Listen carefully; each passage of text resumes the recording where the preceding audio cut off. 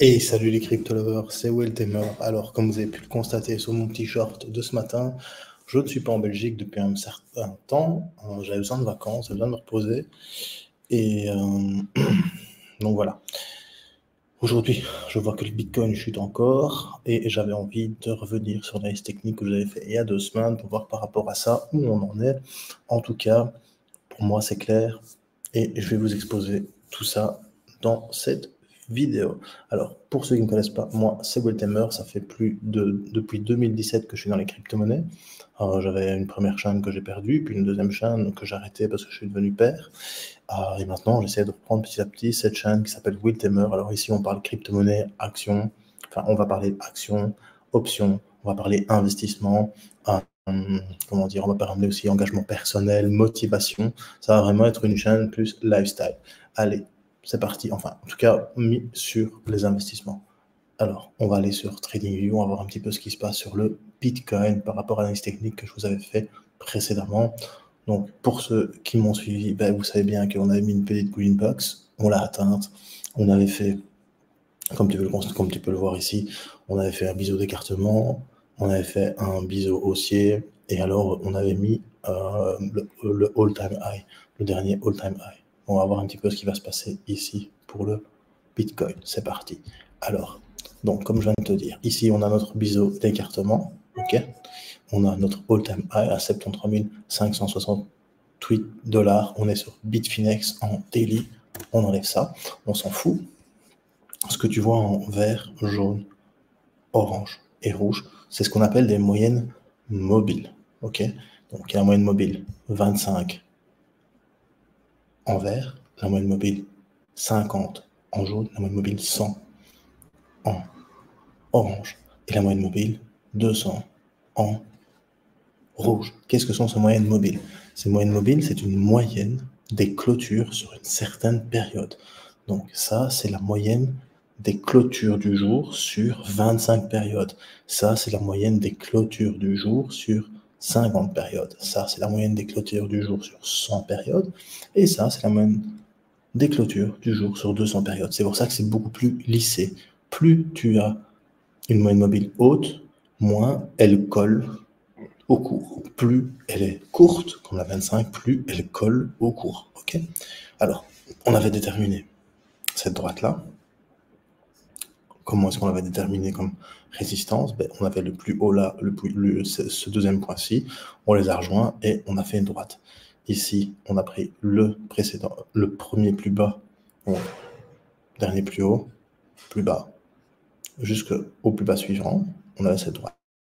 Et ceci, cette forme-là, ça fait ce qu'on appelle un biseau d'écartement. On va la mettre en bleu, comme ça. Voilà. Et dans ce biseau d'écartement, nous on était ici, on avait identifié là un biseau aussi. Mais ceci, ça ne voulait pas dire que ça allait forcément aller vers le haut. Hein. On avait dit, on va mettre une green box pour voir si on va réussir à atteindre si le biseau va réussir à atteindre ceci, car il y a cette résistance. Alors, quand j'ai mis la green box, je me souviens qu'on était plus ou moins là, et le lendemain, ça a pété, et j'ai même mis un tweet, d'ailleurs on va aller le rechercher. Alors ici j'ai mis beaucoup, hop, un tweet le 22 mai. Voilà. Pour ceux qui ont regardé la vidéo, green box atteinte plutôt que prévu. Tu vois, on est venu chercher les 72 000 $ à ce moment-là. Mais ça veut dire que nous, on était là. Donc, on avait notre petit biseau, et notre objectif, c'était de venir chercher là. Pourquoi? Parce que pour moi, une fois qu'on allait atteindre cette résistance, ça allait faire 1, 2, 3, enfin 3 ici, et ça a fait 3 là. Tu vois? Et à partir de du fait qu'on est venu chercher cette résistance, ça a rechuté, on est re-rentré dans le biseau, et on est venu chercher la green box. Maintenant, on va passer sur TradingView. Donc, sur TradingView, tu vois que, comme je viens de te dire, bam, on a percé, mais on a vraiment buté sur cette résistance. Tu vois, on l'avait mise déjà de base. Hein. Donc, on revient sur le 22. Voilà, publié le 22 mai. On est, je ne sais plus moi, on est le 21 juin, donc il y a un mois de cela. Donc, il y a un mois de cela, on voit vraiment qu'on est venu buter sur cette résistance. Donc, on est venu buter sur cette résistance. Donc, les acheteurs, ils n'ont pas réussi à la percer et ils pensaient venir chercher un all-time high. En tout cas, ils voulaient déjà venir chercher les 72 000 et puis après venir chercher ici les 73 000.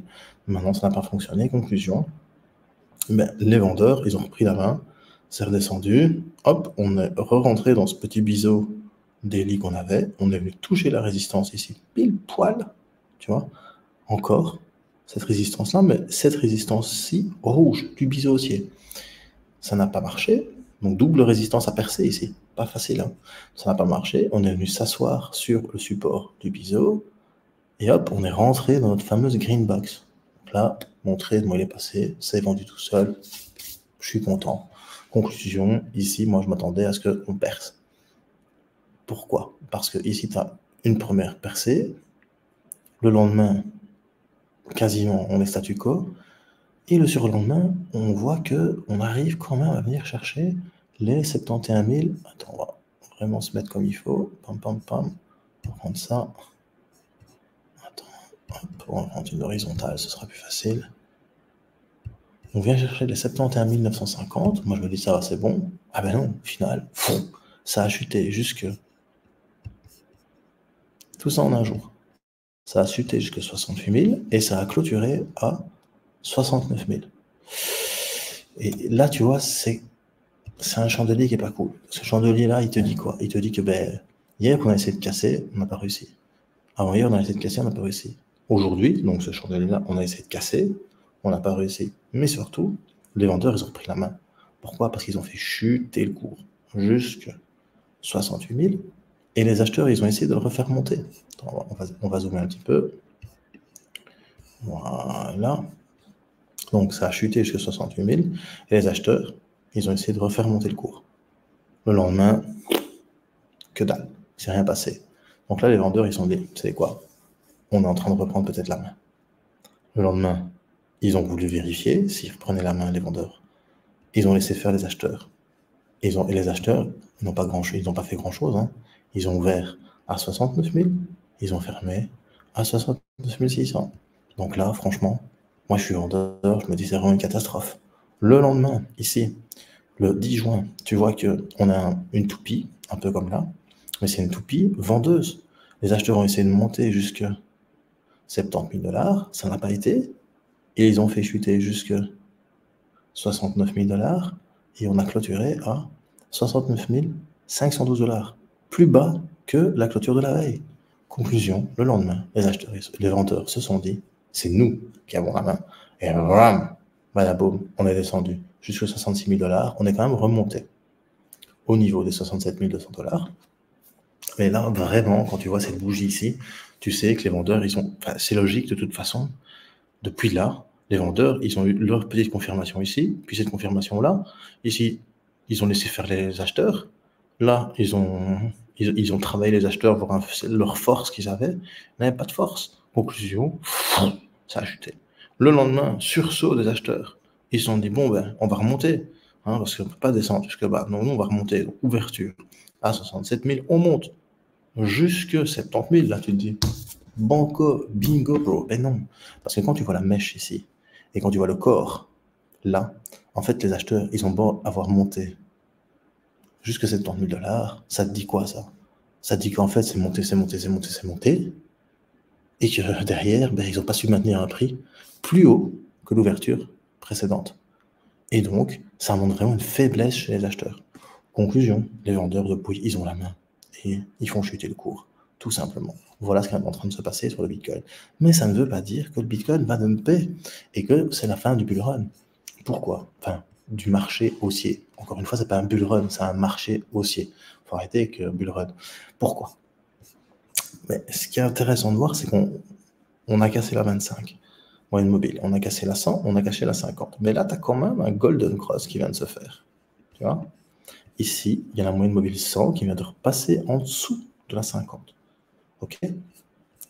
Super important. Pourquoi? Parce que quand est-ce que ça pump? Quand les trois moyennes mobiles sont dans ce que j'appelle les couleurs dans l'ordre, si tu veux, dans le tiercé gagnant. Mais on ne peut pas dire tiercé parce qu'il n'y en a pas trois. Hein. Mais on va dire dans l'ordre gagnant. L'ordre gagnant, c'est quoi? C'est vert, jaune, orange, rouge. Ici, même si on chute, perso, je vois quoi? Vert. Aujourd'hui, c'est en train de devenir jaune, orange et puis rouge. Voilà, tout simplement. En plus, on a touché les 63 000 $, qui était une petite résistance ici qui pourrait être un support. Fait qu'il y ait résistance. Tu me dis, oui, où est-ce que tu vois une résistance? Ok, on va faire ça. Pardon, c'est sur mon Mac. Donc, pas évident. Ben là, pour moi, là, tu vois, tout ça ici, c'est une résistance. Pourquoi? Parce que ici, là, on est venu, là, support, support, support, support, support, résistance, résistance, résistance, résistance. Et là, support. Donc cette zone-ci, c'est une zone aussi à travailler, tu vois. Alors il y a plusieurs choses qui peuvent arriver. La première, c'est qu'on vient rebondir sur cette résistance, support, on va dire sur cette zone, tu vois. Et la deuxième, c'est qu'on vient de chercher la moyenne mobile 200. On pourrait tout à fait venir chercher la moyenne mobile 200 en daily. C'est déjà arrivé avant. Ici. Attends, parce que le problème, c'est que Internet, dans ma maison en Italie, c'est pas la fête. Ici, on est venu chercher la moyenne mobile 200 et puis hop, on a rebondi. On a eu un sursaut. Là, on l'a cassé. Ça a consolidé. On l'a rebrisé et on est revenu chercher un sursaut. Donc ici, moi, je pense qu'il y a peu de chances qu'on vienne chercher la moyenne mobile 200. Mais le problème, c'est que ici, tu vois, le dernier plus bas, il correspond quand même plus ou moins avec une moyenne mobile 200 qu'on pourrait revenir chercher. Alors, il y a deux possibilités sur un. On vient chercher une red box, cette fois-ci. C'est une red box parce qu'on descend. OK. Voilà. On va essayer de la positionner correctement. Voilà. Tac. Voilà. On vient chercher cette petite red box ici entre 56 et 58 700 $. Plus ou moins, hein, encore une fois, c'est... Ou alors, ici, on rebondit. Et on vient retester une énième fois, parce que je te le dis bien que c'est une énième fois, hein, une fois, deux fois, trois fois, quatre fois, cinq fois, six fois, cette résistance. J'y crois moins. Je t'avoue que j'y crois moins, parce que... Pourquoi est-ce que j'y crois moins?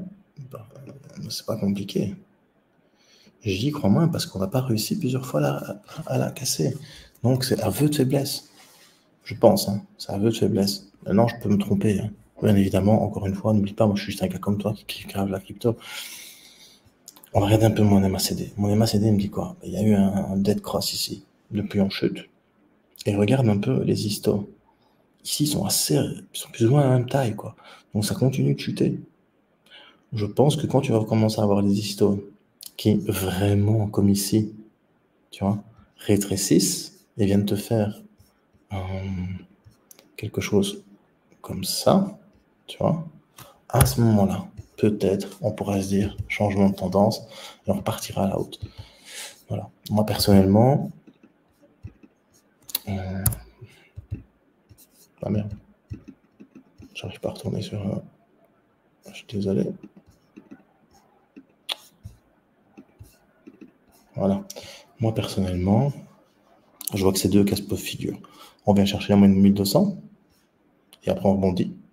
Ou soit ici, on fait un excès et on reprend. Ouais, en fait, j'ai écrit plein de fois dessus. Ça met que ça se perd, voir des petits points blancs surtout. Enfin, bref, je ferai après. Ou alors, le MACD se retourne et on vient rechercher. Je pense que le mieux, de toute façon, ce serait qu'on vienne chercher la moyenne mobile 200. Pourquoi? Pour prendre de la force, rebondir et revenir tester une 7e fois cette moyenne mobile, cette résistance que nous avons là. Voilà, c'était Wiltemer pour le petit journal des cryptos. Si tu as bien aimé, tu mets un petit pouce bleu. Si tu n'as pas aimé, tu mets un petit pouce rouge. Hein. C'est super important aussi que je sache quand ça ne plaît pas. Tu mets un petit commentaire. J'espère que les bros, vous allez bien. J'espère que vous ne stressez pas. Moi, je dis toujours, quand ça dump, quand ça chute, il faut acheter. Et quand ça monte, il faut vendre, tout simplement. Et alors, il faut faire des plans de trading. C'est ça qui est important. Et voilà, c'est tout. Maintenant, moi, je regarde plus que le daily, le weekly, quoi. Si tu veux, je peux t'analyser le weekly. Et sur le weekly, bah écoute, sur le weekly, c'est plus ou moins la même. Hein. Regarde, on est sur cette zone ici. Bah, il faut qu'on vienne chercher. Peut-être que moyenne mobile 25 weekly pourrait peut-être venir, tu vois, renforcer ici. Hop. Tu vois ici, là, les deux chandeliers là, de la semaine du 6 mai et la semaine du 13 mai, on pourrait venir peut-être rebondir dessus sur 61 565 $, tu vois. Ici, ça toucherait en même temps la moyenne mobile 25 weekly et ça ferait peut-être repartir le Bitcoin. Encore une fois, ça c'est aussi une autre possibilité.